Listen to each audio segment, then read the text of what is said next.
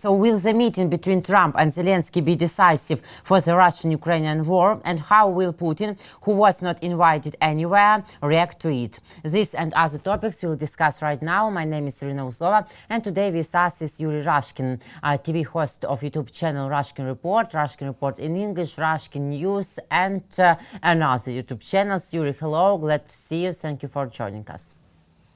Thank you, Iryna. Everyone, my name is Yuri Rashkin, and this is the hardest working journalist, I think, in Ukraine, Iryna Uzlova. Yuri, it's always great to see you. Thank you for your time. Let's start with a general question. What are your expectations from the Zelensky-Trump's meeting at Mar-a-Lago this weekend? What do we need to focus on during our conversation with American leader? Well, I see this as a potential trap for Zelensky, because this is really an opportunity for Trump to pin the tail on this donkey, and to find somebody he can blame for the fact that the peace negotiations have fallen apart and did not work as it was really predicted that they would not work, because it was, whose idea was it? Oh, I don't know. Anyway, this is now we're looking at who is going to be the one to blame. And when we look at options, it's pretty clear that Trump is not going to blame, I don't know, Steve Witkoff, because Steve Witkoff is a golfing partner, nice guy, it's not his fault. He tried. He's practically working for the Russians now. Then there's Jared Kushner, who is part of the family. He can't be blamed for anything. That would look terrible. So no, Jared's great. Plus, Jared has access to all sorts of Middle Eastern money now, so he is super valuable on many levels. Maybe Marco Rubio. Well, Marco Rubio keeps saying how we're so close, and everybody keeps saying we're so close. Does it mean we're close? No, it means that they don't want to be blamed for the failure of these fake negotiations. And then it leaves the question of who is going to be there to blame. Wait, Ukraine and Zelensky. And I think that much is becoming obvious to anybody who is paying attention to what's going on, not just people who are going, oh, will there be peace for Christmas? No, there will not be peace for Christmas. And now Trump's attempts to have Zelensky sign capitulation, peace agreement by New Year's is also not going to work, because Zelensky will not sign Ukrainian capitulation. But what Zelensky is doing now is he is gambling on the fact, a pretty solid gamble, I would say, that no matter what kind of a compromise he offers, it will be rejected by Putin no matter what. So then this allows Zelensky a certain amount of flexibility, because he can say, well, we agree to these things that we might not have agreed before, knowing full well that that's not going to be enough, but it allows Ukraine to show leadership, frankly, to show that they're interested in doing certain things that it takes to bring peace. They're willing to do kind of like their part. And on the other hand, we see Russia that's not doing anything that other than just continue the war and having Putin make statements about how we're going to take and accomplish our military goals one way or another, and there's practically blood dripping from his claws. So that's Russian version. So Trump is going to say that these are people that are interested, that are taking part. There's people like Ushakov and different other underlings like Dmitriev, who first of all would like to get money, it's money kind of a thing, and also would like to show that, no, of course, we are interested in peace negotiations, but Ukraine is complicating it by making all of these complications, just capitulate. So I think that Russia is playing this show for Donald Trump, and the only question for me is always, like, why? Why is it? But I think that we heard this from Don Jr. that the United States is a valuable platform for Russia to use to demand to get out of sanctions. Frankly, because who is going to help? Because if Trump gets out of the peace process, that means that he is not only going to, forget all the weaponry and everything else, but Russia would really like to get out from under the sanctions. And they really need United States to help them as part of this negotiation process that I think part is subjugating Ukraine and part is bringing Russia back. Well, if Trump is failing at bringing Ukraine to subjugating Ukraine, can he at least bring Russia back from the cold? Well, how? Through the peace process. So I think that there's some interesting dynamics that are happening, and I gotta say, and I have to say that in that I see Ukraine actually having gained a lot from the peace process in the process, because it allowed Ukraine to show its leadership, to show that it has positions that negotiate with the United States, to get new allies, to strengthen the relationship with old allies, and to firmly implant the understanding in Europeans' minds that Ukraine is now the guarantee of European safety. That now you can't rely on the United States, especially if your problem is Russia, because the United States doesn't even think that Russia is a problem according to national security strategy document. So then where is Europe going to get its protection from Russia? Ukraine. And I think that 90 billion euros that European Union has just agreed to give to Ukraine is a proof and verification of that. And the fact that this is not Russian frozen money, which is a big deal for some people, is not a big deal for me at all. Because for me, I think that there will be time, because this war is not going to end by Christmas, because Christmas is already passed. And every time Trump said that this is going to be over in 24 hours, he's been wrong. So he's been, I don't know, wrong like 300 times now, because he's been saying it for like a year. So there will be time to use that frozen Russian money, and I think it's also important that Trump is trying to extract that money for away from Europeans, because part of the negotiation process is with the sanctions is defrosting Russian money, Russian assets. And their Russians are saying that they would much rather deal with Americans and taking the money apart than with Europeans, because yeah, Europeans are not going to be as nice to Russia as the United States under this administration. So all of those things are pretty logical. But I think Europe, it continues to invest heavily into Ukraine because it understands that Ukraine is the security of its guarantee of its security.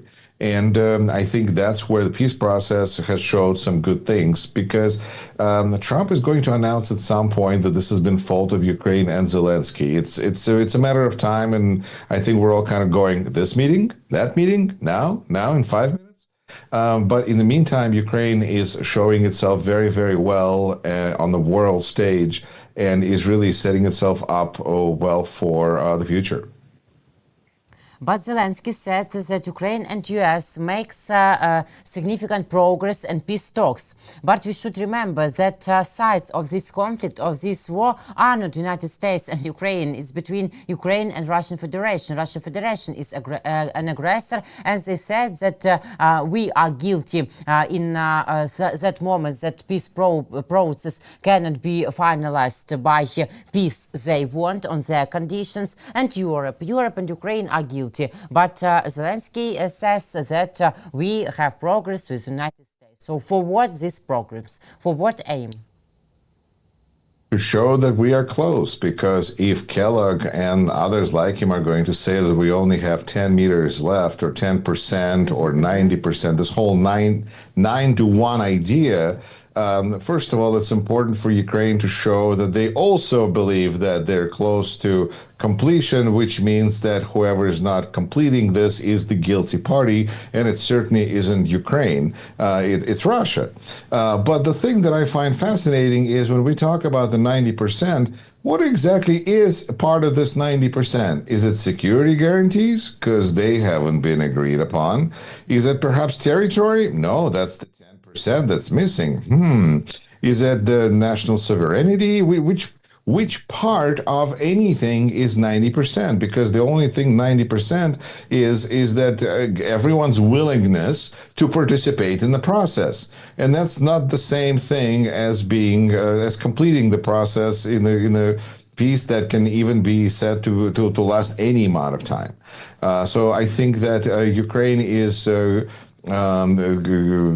This is just trying to function within the parameters set up by the United States, and I think that the peace is, could be, the war could be over any day. Anytime Putin decides that he's ready to stop the war will be over.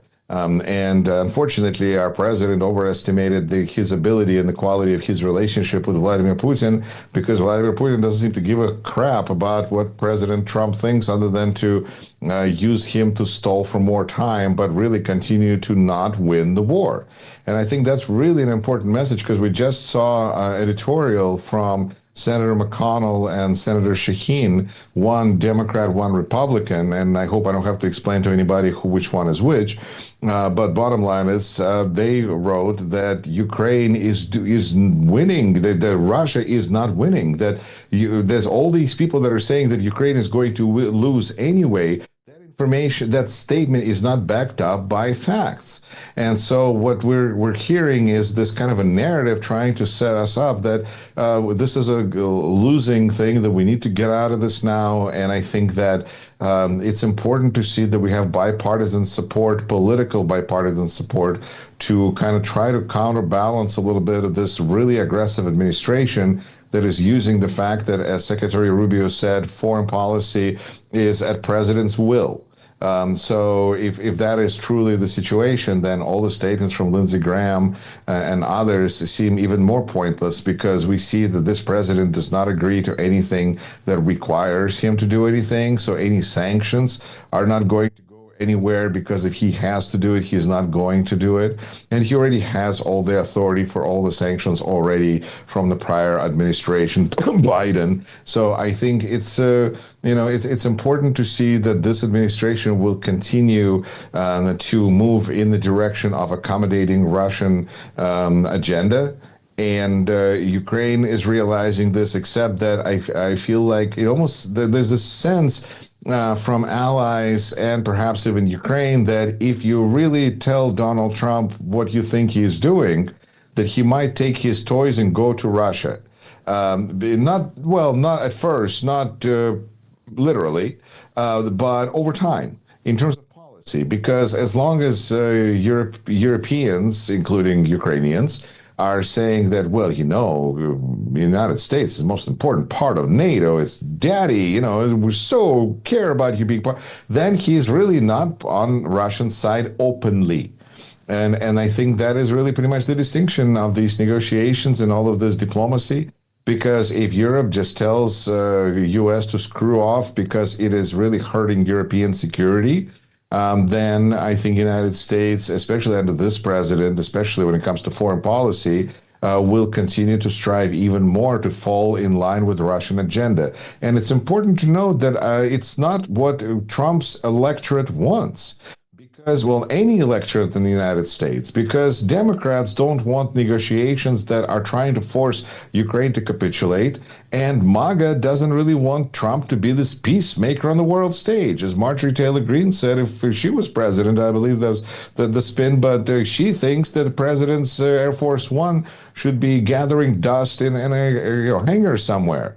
So it's not really working for anybody. You can say that this is Trump's desire to get Nobel Peace Prize, but considering that we're hovering over Venezuela and all sorts of other things that this administration is doing, I think we just struck Nigeria. Well, yeah, we just struck Nigeria. So I don't know how close this is going to put this president to a peace prize of any sort, except from FIFA. But this is an administration that has its priorities very clearly defined, and it continues to move in those directions, no matter what voters want, really just dependent on what they're able to do. And that's why it's so important that during the next elections, in 2026, the Democrats regain control of at least House of Representatives, if not the Senate, because either we're going to have the 2026 is going to be a year where the 27 is going to be a year where we're going to have investigations from House of Representatives, and we're going to have possibly impeachment for crimes that may be discovered in the process. Or we might have an administration that feels even more emboldened to continue with its policies, who feels reaffirmed by the voters, whether the elections are fair or not, if this administration is going to claim that they won anyway. So I think that if depending on what happens in 2026, we'll have a very good idea about what's going to be happening in 2027. But either way, I think that these conversations about peace process, I don't like giving people false hope. And at the same time, I like the idea of a peace process and peace negotiations. So for me, and I think for others, it's been kind of difficult to talk about, to openly like poo-poo on the peace process. But when we look at its context and foundations for this, how we got here, it's pretty clear that it was always fake. It was going to be fake. And the question was, how can this be blamed on Ukraine in the end? Yes, but I think that why not designate Russia as state sponsor of terrorism? That would solve almost all the issues at once. You make a good point. And I think from point of view of Secretary of State Marco Rubio, that when he looks at Venezuela, he sees that we can do different things with Venezuela than with Russia or with other countries that we don't like in this world because, well, they're just criminals. And criminals, they deserve grand juries. They deserve, the kind of a treatment that comes with being declared terrorist state. And I believe that Trump either declared them or is about to, or is kind of hovering that with. I'm trying to think. I want to make sure that I don't get the information wrong. But didn't Trump declare Venezuela a state sponsor of terrorism or something similar to it? In the meantime, I think that bottom line is that Trump, Senate, Lindsey Graham can attempt to name Russia anything. They can, write in comments what you think that name would be. But Trump is not going to do bad things, no matter what Russia is called, or if it's sponsor of terrorism, if it's barbarians at the gate, if this is caveman at, whatever, then that's, you can do that if you have the power. But we see by Epstein case right now that we can have almost unanimous decision by vote by the entire Congress and signed by president, and yet they were supposed to the Department of Justice to turn over everything they had within a month. That was the law, and they are struggling to do that, which means that their adherence to laws is once again looks very iffy and problematic. A lot of problems with this administration, but a lot of opportunities also. And all depends on choice Trump can make in the nearest future or the next year or near Nobel Prize terms. Who knows? I think he fundamentally needs to get disappointed in Putin. I think he really needs to believe that Putin is not in his best interest, because the problem is for many, many years, when Trump looks in his wallet, he sees Vladimir Putin there. And so he's been his state sponsor of everything. And so I think if there was a way in this palace politics world that we live in, where we get our most up-to-date information about what goes on inside the White House, not from even New York Times sometimes, but the best insight is from a podcast where people are sharing information in a kind of a just a conversational way, but that's how information gets out. Then this is the administration that we're dealing with, and I think that this administration just can't make choices that are going to, they continually make bad decisions and bad choices, and that's something that this administration is not likely to stop doing. But then they have one scandal, then they use another scandal to cover up the old scandal. And what it basically goes back to is the Epstein case, and the Epstein files is something that is hovering over this administration, and it seems to be like the defining thing. It's almost like it's a ghost. It's almost a Shakespearean play of a ghost haunting the main character and then affecting the outcome of this, of how this is going to happen, how things are going to turn out. Because without Epstein, we would have just had a bunch of stuff that Democrats and liberals were whining about, and everything is really great, and Republicans are happy. But with Epstein case, we see that this is a MAGA crisis. This is something that affects voters. This was something that was a foundational conspiracy, as was viewed at the time, for their movement. So for Trump to completely ignore that was a bad idea. And now it seems like this is maybe the spot where Republicans have lost the fear. Which is really important. We also see that there's been a breakup in Heritage Foundation, where the Republicans and conservatives have left. In part because of how they see Ukraine is being treated by this administration. Because, if Ronald Reagan was alive, he'd probably die of a heart attack, because this administration is doing things that would be so abhorrent to old school Republicans that we see them now leaving. There's a think tank institute, that it is considered pivotal for the political direction of this country. So I only hope that this means that there will be reasonable Republicans who will win in elections and will beat out MAGA candidates, and this will allow our politics to shift to center. But at the same time, we see that Democrats are so angry and frustrated and frightened right now that to imagine that they're going to be sensible and reasonable is hard to imagine for me, especially when I think about the pendulum swinging, and that pendulum swinging to the left might be worse than pendulum swinging to the right. But nonetheless, the pendulum is in motion. So we'll see where all of this leads us to. But in the meantime, all we can do is just support Ukraine, because Ukraine right now is the foundation of democracy in this world. It's a pity that Trump can attack ISIS terrorists in Nigeria, but not Putin, because Putin is the main terrorist in the whole world, really.